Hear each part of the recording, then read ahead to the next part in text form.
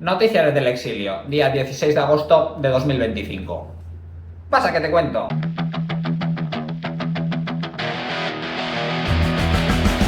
Hoy vamos a hablar de los verdaderos motivos por los cuales no se están pudiendo extinguir los fuegos que asolan España, y vamos a hablar también de la reunión que han mantenido Vladimir Putin y Donald Trump y al acuerdo al que supuestamente han llegado. Y ahora hablaremos también de por qué supuestamente. Pero antes de nada deciros que, como veis, sigo en Bangkok. Ya sé que la localización no es lo más bonita, que preferís bastante más el paisaje que normalmente hago, pero es que es lo que tengo aquí. He intentado grabar fuera, pero con el ruido del tráfico pues no se puede obtener una calidad de sonido mínimamente decente, molesta muchísimo, así que nada, es lo que hay. Hoy me vuelvo, así que mañana volvemos al lugar de siempre. Pero bueno, vamos a empezar las noticias de hoy con una noticia que yo cuando la he leído, bueno, mirad.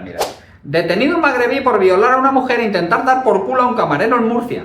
Pues sí, este angelito multiculturalizó a una mujer, le dijo que le iba a dar droga, sí, así como suena. La mujer se fue con él porque era adicta a ese tipo de sustancias, la llevó a un descampado y allí la multiculturalizó. No contento con eso, después se fue a un bar, vio a un camarero agachado e intentó reventarle el hojaldre. Esto es lo que hay, desde luego otra cosa no, pero versátil era el tío. Y esto se está favoreciendo desde distintos estamentos de España, entre ellos la Iglesia.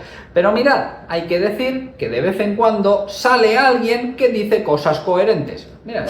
El arzobispo de Oviedo se desmarca de la posición buenista de la Conferencia Episcopal y recuerda que los islamistas asesinan a cristianos en sus territorios. ¿Ponernos estupendos citando textos civiles o eclesiales para que nos sigan matando? Ha señalado. Pues mira, sí, porque lo cierto es que hay un montón de cristianos que están siendo asesinados por todo el mundo, bueno, no por todo el mundo, en los países donde gobiernan los musulmanes, o en los países donde los musulmanes tienen mayoría, como por ejemplo sucede en Nigeria, como por ejemplo sucede en Mozambique, como por ejemplo sucede en el Congo, y esto es algo que parece pasar desapercibido a los medios de comunicación, porque tú imagínate que la gente empieza a atar cabos y dice, o sea, que esta gente que son los que están asesinando cristianos en sus territorios, ahora nosotros los estamos metiendo en los nuestros. Pues sí, eso es exactamente lo que está sucediendo. Pero mira, que igual no consigan conquistar España porque para cuando sean mayoría, España ya está arrasada y no queda nada que conquistar. Aquí tenéis el mapa de los incendios activos ahora mismo en España y su situación, incluyendo si están controlados o no están controlados. Y es que la zona noroeste de España está siendo asolada por incendios. Asolada por incendios causados ¿por qué? ¿O por quiénes? Porque ya estamos sabiendo que la mayoría de ellos están siendo provocados. La mayoría de ellos ya se ha detenido incluso al que los ha provocado, y hay otros que todavía no están claras las causas. Pero más allá de todo eso, me gustaría poneros un vídeo de Jorge Buxadé en el cual explica perfectamente la movida que tenéis liada ahora mismo en España. Atended a Jorge Buxadé porque esto que dice es todo cierto. Les voy a poner un ejemplo, muy sencillo y muy gráfico. Intentaré que no parezca muy jurídico. Hace 40 años en España había una ley de espacios naturales protegidos.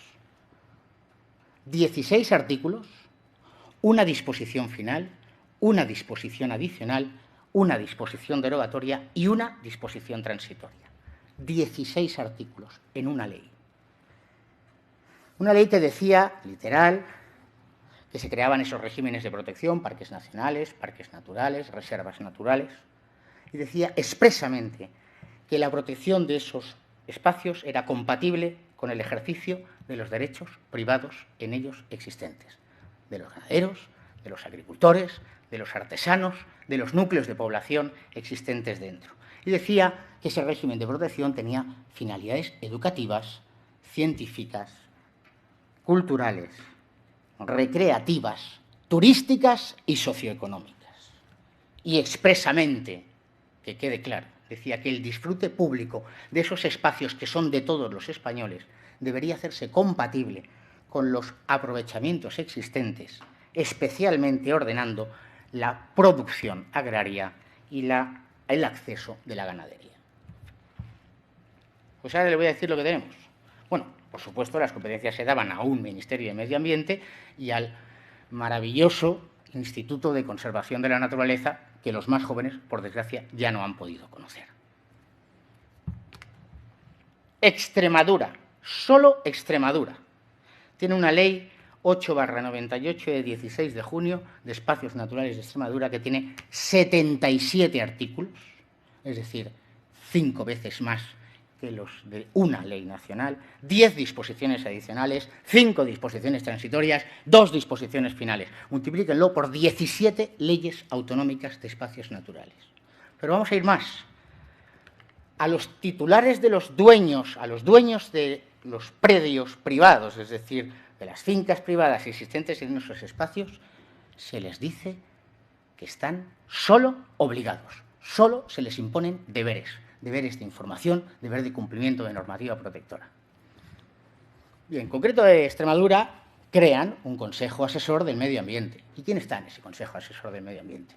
Los agricultores, los que limpian la tierra, los que la trabajan, los que están ahora apagando los incendios. No, mire usted, está la Junta, las diputaciones provinciales, el Ministerio, la Federación de Municipios y Provincias, la Universidad, organizaciones sindicales, agrarias, empresariales, solo las más representativas, es decir, las que trincan del presupuesto, ONGs ambientalistas, consumidores, asociaciones de vecinos. Pero además ese Consejo Asesor de Medio Ambiente dice expresamente la norma que el 40% serán representantes de la Junta, los derechos de voto, y el 15% de las asociaciones ecologistas. 40 más 15, 55. Y esa ley de Extremadura regula parques naturales, reservas naturales, monumentos naturales, paisajes protegidos, zonas de interés regional, corredores ecológicos y biodiversidad, parques periurbanos, lugares de interés hidrológico, árboles singulares y corredores ecoculturales. Pero nadie limpia el bosque. Nadie permite que el ganado vaya a pastar en esas zonas. Nadie permite la compatibilidad entre esos usos agrícolas, ganaderos, productivos, con la conservación del espacio natural. ¿De quién es la culpa? ¿Dónde están los pirómanos intelectuales? Es ese mismo fanatismo climático, responsable, por supuesto, de las imágenes que hemos visto, de la desolación que hemos visto en los hombres y en las mujeres de Extremadura, de Andalucía, de ambas Castillas, de Galicia o de Cataluña. Con lo cual tenemos que ponernos en serio a defender la unidad de mercado, la garantía de la unidad de los españoles, que exista una única ley, que exista un órgano responsable, que en ese órgano estén quienes de verdad asuman las responsabilidades. Porque cuando creamos consejos asesores, luego pasa lo que pasa y nadie responde. Y al final la culpa va a ser de los agricultores. Porque veréis, cuando te pones a protestar en redes de que es que está prohibido limpiar el monte, te sale, ¿cómo que está prohibido? Pero si la regulación / disposición, no sé qué, no sé cuánto, se estipula que, ¿qué? Resulta que tú para recoger putas piñas del suelo tienes que pedir permiso. Normalmente vas a tener que pedir permiso vía telemática porque los señores funcionarios no te van a atender en persona, ya no digamos en agosto, pero te digo en el resto del año te toca pedir cita, te la dan para cuando te la dan y una vez que tienes la cita ya te van tramitando el permiso para coger las putas piñas y a veces tardan años en recoger unas piñas que ya se han secado. Y luego cuando se pega al fuego el monte, entonces ¿qué hacemos? ¡Ay, que no podemos hacer nada! Resulta que los ayuntamientos se tienen que reunir con sus habitantes para explicarles las cosas porque es que el gobierno central no hace nada. Aquí tenéis un documento en el cual se hace una convocatoria de concejo para que los vecinos se reúnan con el alcalde y así explicarles la situación y ver qué se puede hacer. Ayuntamientos llamando a concejo porque el gobierno central no hace absolutamente nada, pero esto no es lo único, es que además los bomberos ya lo advertían. En Valencia, os acordaréis de la riada, los bomberos se quejaron de que no tenían medios. Pues bien, aquí os dejo este vídeo porque se hizo ya hace un tiempo, pero ahora es más relevante que nunca. Estamos aquí porque la Diputación nos ha abandonado. Nos dijeron que nos iban a modernizar con la situación de la Dana, que iban a invertir en nosotros. Entendemos que la próxima Dana y la de urgencia la tenemos ya. Hoy por los incendios forestales, en otoño por la Dana. Están diciendo y poniendo a nuestra merced que escojamos entre salud o personal. Estamos sin vehículos, estamos sin formación, estamos totalmente abandonados y el ciudadano tiene que saber que no existe ningún plan, ni ninguna estrategia para poder afrontar este otoño la próxima Dana.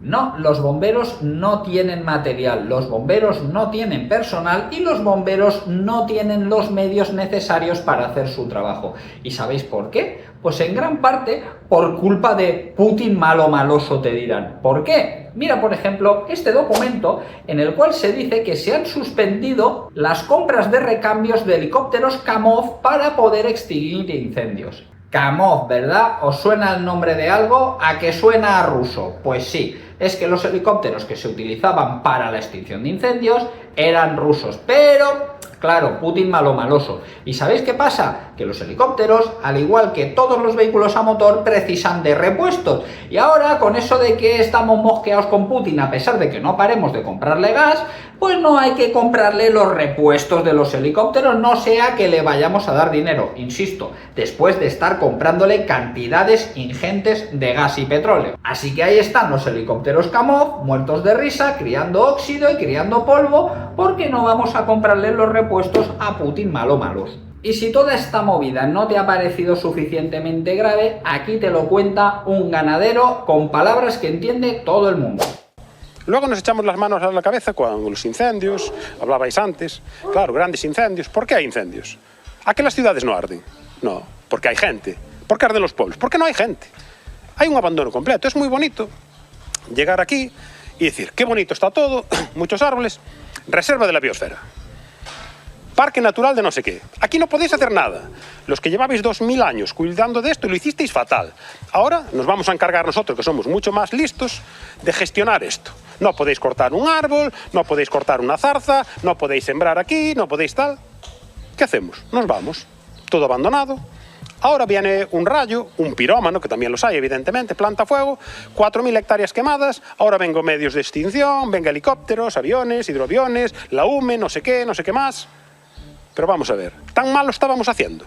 Que lo conseguimos gestionar durante 2000 años y ahora vienen estos iluminados a echarnos de los pueblos porque no queda gente en los pueblos. A mí que me explique alguien, por qué antes, cuando había gente en el campo y manteníamos el monte limpio y no le cobrábamos a nadie, no se nos pagaba por hacer ese trabajo.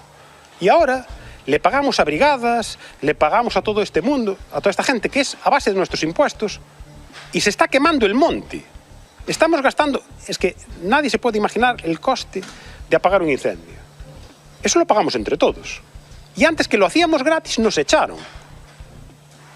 Esta gente que se considera tan inteligente, que lo hacen por nuestro bien, no te equivoques, lo hacen por su bien, por mantener un puesto de trabajo, que ganan lo que no está en los escritos, simplemente para hacer prohibición. No está prohibido. Todo aquí, en este país, ahora todo está prohibido. Tú quieres hacer cualquier cosa, no tienes que pedir un permiso. Te darán 2 años en dar el permiso. No, hombre, no. ¿Por qué? Me voy. Gano 1000 euros de cualquier cosa. No quiero ningún tipo de responsabilidad. Cuando salgo a trabajar apago mi teléfono y por aquí me las den todas. Esto no funciona así, porque lo que está pasando lo vemos cualquiera. Estáis hablando de la sequía, estáis hablando de los incendios, todo esto. Esto antes no pasaba. Porque esto es algo de lo que también se habla muy poco. Hace años, cuando había un incendio, habían muchísimos voluntarios y muchísima gente que se tiraba al monte para ayudar a extinguirlo. Hoy en día eso no pasa. Y no pasa no porque la gente de los pueblos se haya vuelto insolidaria y pase mucho de los incendios. Aunque desde luego, bien mirado, no es su trabajo. Con los impuestos que se pagan en España, ya se podría tener un parque decente de bomberos que se encargase de esas cosas y que no tuviese que hacerlo la gente. Pero bueno, vamos a poner que sí, que es necesario. Es que no hay gente. Es que en los pueblos no hay gente. Y si no hay gente, ¿cómo van a salir al monte? Bueno, algunos hay, sí. Por ejemplo, en los pueblos que yo conozco, como en el que reside mi madre ahora mismo, el más joven igual tiene 60 años. ¿Qué van a hacer? ¿Van a salir ahí con el gallato a darle al fuego? Porque se han cargado la España rural. Ya no queda España rural. La España rural básicamente a día de hoy es un geriátrico. Es un lugar donde van a parar los ancianos a pasar los últimos años de sus vidas, como por ejemplo está haciendo mi madre. Que por cierto, si Dios quiere, pronto se vendrá a Tailandia y no tendrá que aguantar toda esa movida. Y los jóvenes no se han ido del campo porque es que el campo huele a estiércol o yo qué sé. No, se han ido porque a día de hoy, para trabajar en el campo, tienes que cumplir con una serie de regulaciones y con una serie de movidas que para el dinero que da, pues no te merecen la pena. Lo que ha dicho este señor, merece la pena que te vayas a la ciudad, que cobres 1000 y pico pavos por cualquier cosa y por lo menos no tienes que estar cumplimentando burocracia con todos estos memos de Europa. Y mientras yo te he explicado las razones por las cuales no se están extinguiendo los incendios y las razones por las cuales se pegan fuego los montes, en los mundos de Yoli, Yolanda Díaz ha dicho en Blue Sky: el cambio climático no es ninguna broma, es esto. Y ante este problema solo hay una solución: prevención, inversión pública y trabajadores y trabajadoras con condiciones dignas. No hay estado de bienestar si no hay seguridad climática. La muy imbécil dice que solo hay una solución y propone 3, pero es que esta tía no sabe ni contar. Por cierto, que ha introducido un nuevo término que me parece a mí que va a empezar a taladrar las orejas de los españoles: seguridad climática. ¿Qué significa esto de seguridad climática? Pues que tienes que estar seguro ante el medio ambiente y ante el clima. Ya verás tú que pronto esta seguridad climática se empieza a traducir en confinamientos climáticos, multas climáticas y leyes climáticas. Porque habrá quien piense que todo esto es deliberado por el tema de las plantas fotovoltaicas, eólicas y demás. Y sí, por supuesto, eso tiene bastante que ver, pero hay algo más. Y es que estos incendios al gobierno le vienen de puta madre. Le vienen de puta madre por muchos motivos. El primero es que así puede justificar más leyes climáticas, porque hay muchos subnormales que van a seguirse creyendo que todo esto es por tu coche diésel, porque consume mucha ternera, porque viaja mucho en avión y por todas estas zarandajas que te cuentan. Pero es que además esto al gobierno le viene de perlas para que durante el verano no se hable de su corrupción. Si os fijáis, antes de los incendios se hablaba sobre todo de la corrupción del Partido Socialista, de la mujer de Pedro Sánchez, del hermano de Pedro Sánchez, del fiscal de Pedro Sánchez, en fin, de todo lo relacionado con el gobierno. Ahora prácticamente ya no se habla de cosas como esto. Las actas de la cloaca del PSOE revelan turbias conexiones con Fiscalía, Policía y Guardia Civil. Documentos internos evidencian la oferta de favores judiciales y vínculos con altos cargos policiales en una operación de acoso contra jueces y fiscales que investigan al entorno de Pedro Sánchez. Pues sí, corrupción a mogollón, corrupción que campa a sus anchas por España, mientras los medios de comunicación hablan solamente de los incendios y de cosas como que a Vox le han impuesto una multa por 20 pavos que se les olvidó declarar no sé dónde. Por cierto, que Vox ha conseguido que la Unión Europea, por fin, diga algo sobre el caso de Begoña Gómez. Mira. Vox fuerza a la Comisión Europea a reconocer el escándalo de corrupción de Begoña Gómez y a amenazar con recuperar los millones europeos bajo sospecha. Vox le ha enviado una carta a la Comisión Europea preguntándole básicamente: oye, ¿qué pasa? ¿Esto no os preocupa? ¿No os preocupa? No por nada, sino porque hay 10 millones de pavos de esos que fueron para las movidas de Begoña Gómez, que eran fondos Next Generation, fondos de estos que daba la Unión Europea para que las empresas se abriesen una página web de mierda y así dijesen que se estaban digitalizando.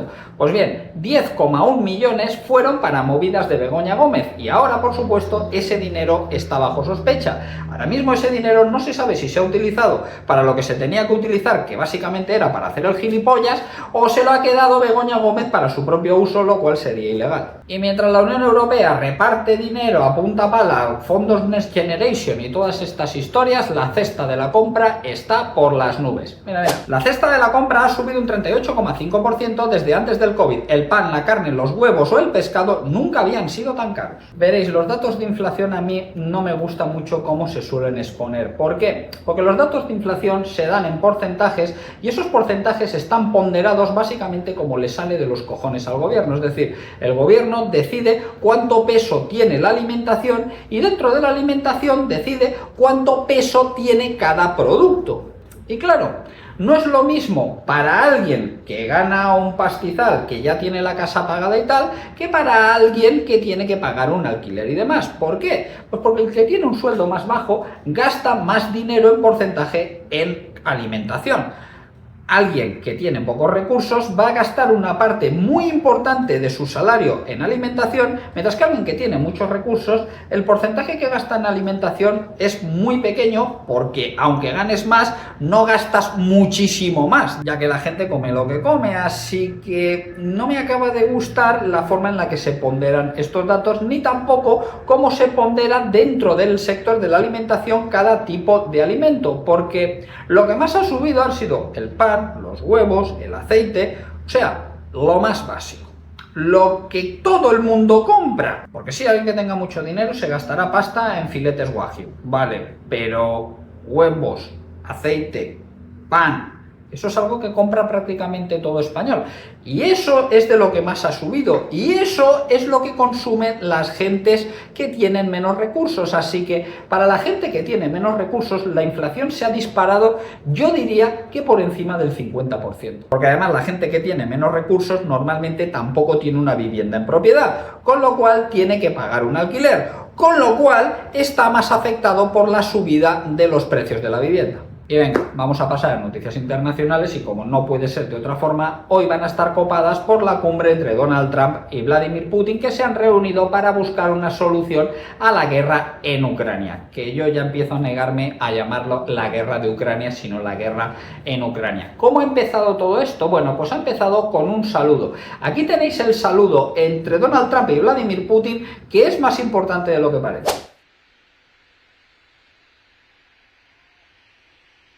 ¿Por qué digo que es más importante de lo que parece? Porque normalmente Donald Trump, cuando saluda a otros líderes mundiales, hace un gesto así con la mano, que básicamente la pone por encima de la del otro. Esto es una forma de demostrar superioridad que no ha hecho con Vladimir Putin, como podéis, por ejemplo, ver en esta fotografía del apretón de manos que se dieron. Incluso se ve como Vladimir Putin pone la mano por encima de Donald Trump. Pero Donald Trump le tenía que vacilar a Vladimir Putin. Donald Trump tenía que hacer alguna de las suyas y le tenía que pegar la vacilada. ¿Y cómo le pegó la vacilada? Pues justo en el momento del saludo ordenó un bombardero B-2 y a 4 cazas F-35 a volar por encima de la cabeza de Vladimir Putin.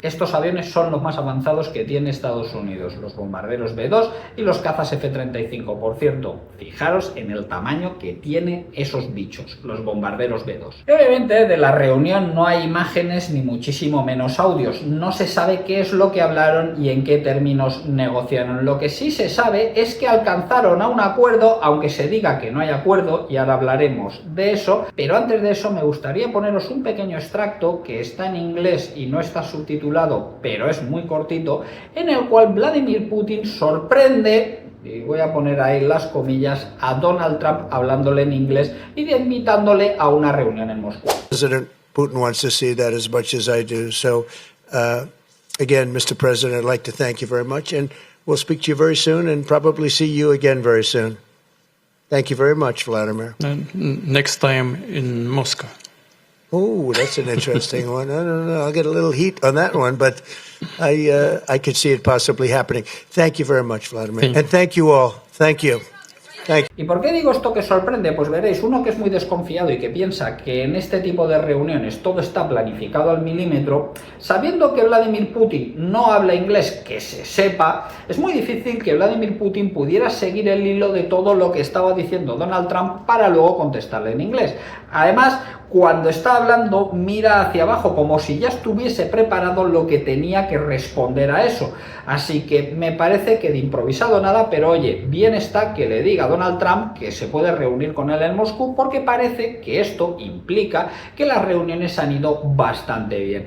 Y es que parece que sí han ido bien, sí hay un acuerdo, pero ese acuerdo todavía no se puede firmar. ¿Por qué no se puede firmar? Pues porque Donald Trump tiene que hablarlo con la Unión Europea y tiene que hablarlo también con Volodymyr Zelensky. Aquí tenéis las palabras de Donald Trump, que una vez más están en inglés, pero es cortito, cortito, cortito. Mira. So there's no deal until there's a deal. I will call up NATO in a little while. I will call up the various people that I think are appropriate, and I'll of course call up President Zelensky and tell him about today's meeting. It's ultimately up to them. They're going to have to agree with what Marco and Steve and some of the great people from the Trump administration who've come here, Scott and John Ratcliffe, thank you very much. But we have some of our really great leaders. They've been doing a phenomenal job. We also have some tremendous Russian business representatives here, and I think, you know, everybody wants to deal with us. We've become the hottest country anywhere in the world in a very short period of time. Así que los titulares que verás hoy en día te dicen que no hay acuerdo, como por ejemplo este titular que tenéis aquí, en el que evidentemente se dice que no hay acuerdo. Y claro, es que no puede haber acuerdo hasta que no se firme. O como ha dicho Donald Trump, no hay acuerdo hasta que haya un acuerdo. Es decir, hasta que firmen un acuerdo Zelensky y Putin. Pero claro, en esta reunión no ha estado Zelensky, y no ha estado por un motivo muy evidente, y es que Vladimir Putin no quiere estar a la altura de Zelensky. Vladimir Putin se niega rotundamente a reunirse con Zelensky porque se ve en una posición muy superior a Zelensky. Se reúne con el jefe, con el que manda, con el que paga las facturas, con Donald Trump. No se reúne con Zelensky. Esta es la verdadera demostración de fuerza de Putin aquí, que es que se ha reunido con Trump y es, mira, yo negocio contigo y tú ya te apañas con tus machacas esos de la Unión Europea y con los de Ucrania y tal, les explicas lo que hay y ya los convences tú si puedes, que yo paso de hablar con ellos. Así que dentro de poco empezaremos a ver declaraciones de los líderes sobre si están o no están de acuerdo con este plan. ¿Y qué es lo que creo yo? Pues la verdad no soy muy optimista. No soy muy optimista porque muy posiblemente Zelensky diga que no quiere aceptar las condiciones, sean las que sean. ¿Por qué? Pues porque él quiere estar a la altura de Putin, él quiere negociar directamente y no va a querer aceptar un trato que le haya propuesto Donald Trump a expensas de lo que él haya negociado con Vladimir Putin, que tampoco lo sabe. Sabe la parte que le va a contar a él, pero no sabe lo que puede haber negociado con Putin a espaldas de Ucrania. Y luego hay otra movida que he escuchado yo, y es que según los rusos, hacer un acuerdo con Volodymyr Zelensky no sería del todo legal, porque según la constitución ucraniana, aunque haya guerra, se tienen que celebrar elecciones. Y recordemos que en Ucrania no se han celebrado elecciones. Volodymyr Zelensky se ha atornillado ahí al poder y dice que él es el líder y que no va a convocar elecciones mientras hay guerra porque no sería seguro. Ya, pero la Constitución dice otra cosa. La Constitución dice que igualmente habría que convocar elecciones, lo cual, según los rusos, convierte a Zelensky en un líder ilegítimo.